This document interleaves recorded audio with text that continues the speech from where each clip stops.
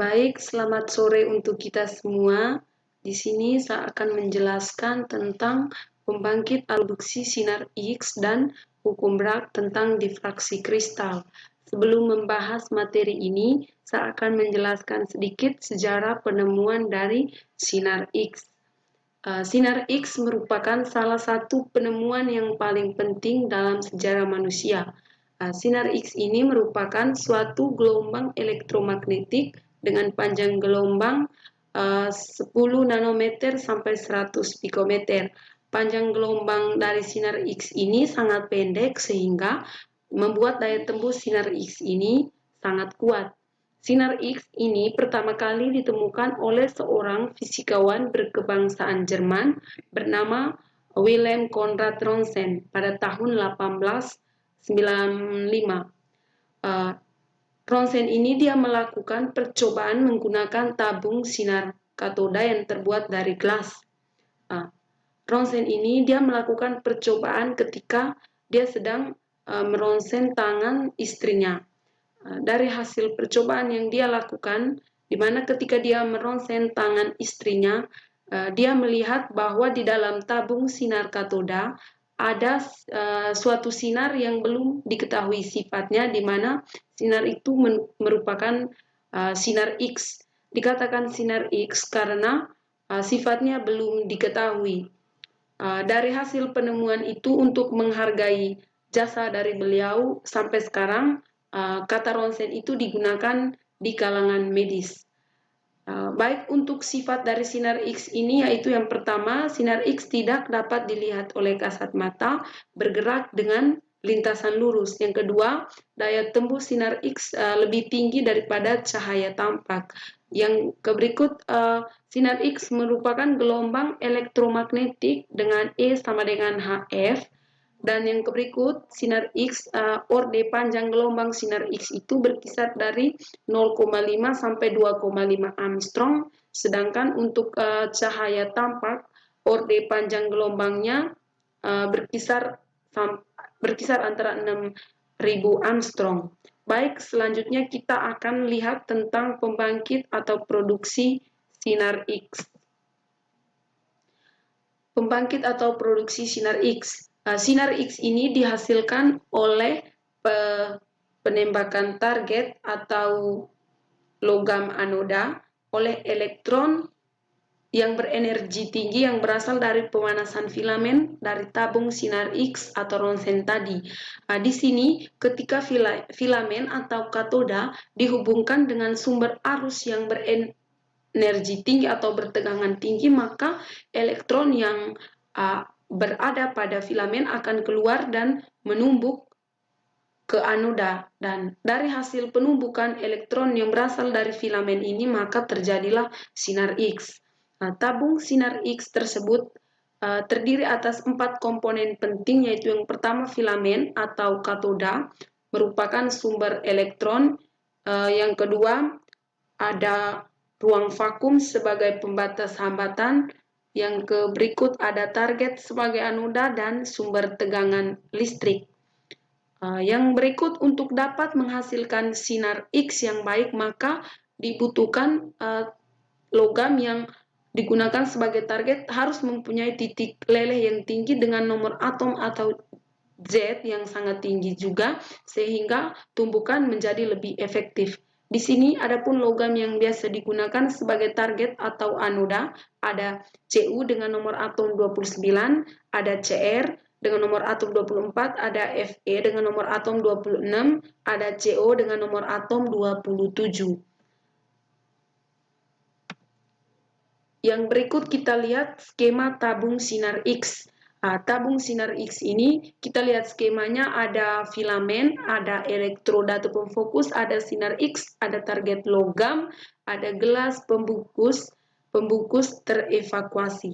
Di sini proses terjadinya sinar X itu di mana di dalam ronsen atau tabung tadi itu ada anoda dan katoda. Ketika filamen atau katoda ini dihubungkan dengan sumber tegangan yang berenergi atau berpotensial tinggi, maka akan mempercepat elektron yang bergerak menumbuk target logam atau anoda. Ketika filamen ini dipanaskan dengan atau dihubungkan dengan sumber tegangan ini, maka elektron yang berada pada filamen ini akan bergerak lebih cepat dan terpental keluar sehingga menumbuk anoda atau target logam. Dari hasil tumbukan ini maka terpentallah sinar X dan terbentuklah sinar X di sini. Sinar X di sini dia merupakan suatu gelombang. Yang berikut kita lihat di sini ada schematic cross section of NO X-ray. Di sini ada gelas tadi yaitu yang merupakan tabung sinar katoda tadi. Di sini ada target atau anoda tadi, target logam. Di sini melalui generator yang membuat aliran listrik dengan potensial yang lebih tinggi sehingga elektron akan terpental keluar dan logam pijar molybdenum mijar. Pada saat tertentu maka elektron akan bergerak keluar sehingga menumbuk target logam atau anoda. Selain sinar X terbentuk melalui penembakan filamen, sinar X ini juga dapat terbentuk melalui proses perpindahan elektron suatu atom di mana dari tingkat energi yang lebih tinggi ke tingkat energi yang lebih rendah. Adanya tingkat energi dalam atom dapat digunakan untuk menerangkan spektrum sinar X dari suatu atom. Sinar X yang terbentuk melalui proses ini mempunyai energi yang sama dengan selisih energi antara kedua tingkat energi elektron tersebut. Karakteristik sinar X terjadi karena elektron yang berada pada kulit K terionisasi sehingga terpental keluar. Kekosongan kulit K ini harus segera diisi oleh elektron yang berada dari kulit luarnya. Misalnya, jika kekosongan yang terjadi pada kulit K ini diisi oleh elektron dari kulit L, maka akan dipancarkan karakteristik sinar X-nya yaitu K alfa.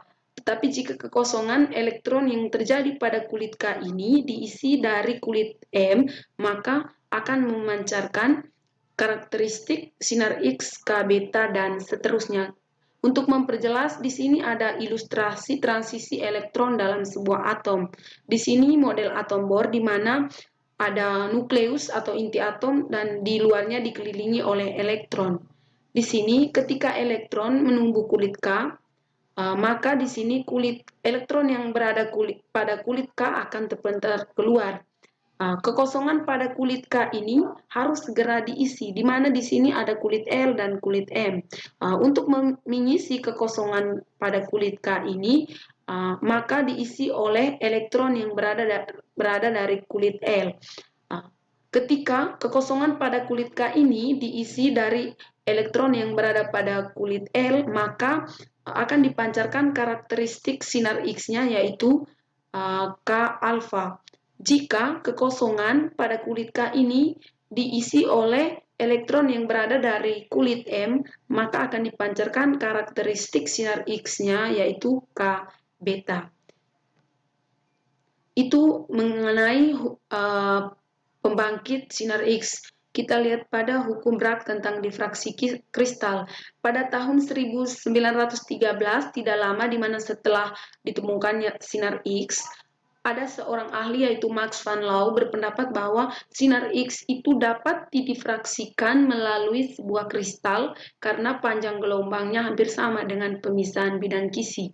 Difraksi sinar X merupakan metode karakterisasi bahan dengan preparasi sampel yang relatif mudah dan proses pengujian yang cepat.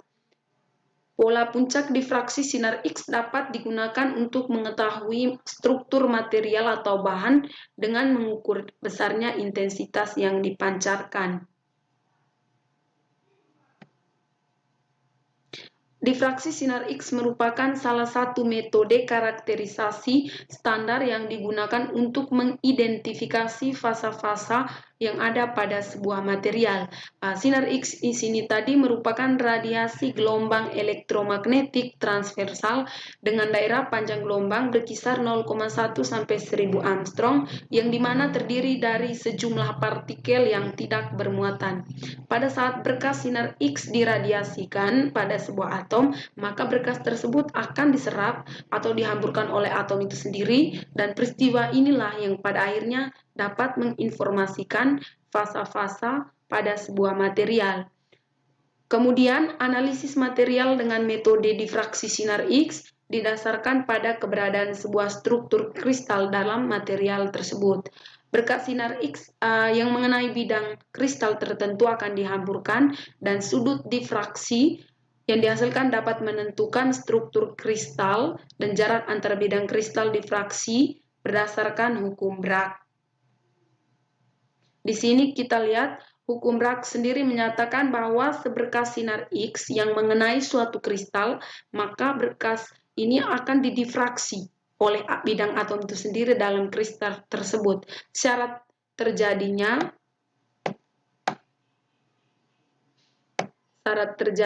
yaitu difraksi ini bergantung pada panjang gelombang yaitu lambda, jarak antar bidang atom atau D, dan sudut yaitu theta. Di sini ada gambar adalah model hamburan dengan memandang kristal sebagai kumpulan bidang-bidang kristal. Terjadi terdiferensi maksimum, maka beda jalan ditempuh oleh berkas-berkas sinar adalah merupakan kelipatan bulat dari panjang gelombangnya. Di sini ada persamaannya, yaitu beda jalan sama dengan N lambda dengan N, yaitu 1, 2, 3, dan seterusnya.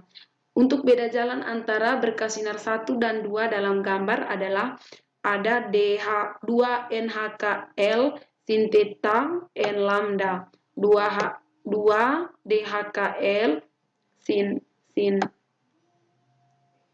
sin theta atau lambda. Dengan sin theta-nya di sini ada 2 theta, yaitu dengan N or D berkisar dari N 1, 2, 3, dan seterusnya. Lambda ada panjang gelombang, D tadi di sini, D di sini ini jarak antara bidang atom-atom, dan theta yaitu sudut. Demikian penjelasan singkat tentang pembangkit atau produksi sinar X dan hukum Bragg mengenai difraksi kristal. Sekian dan terima kasih.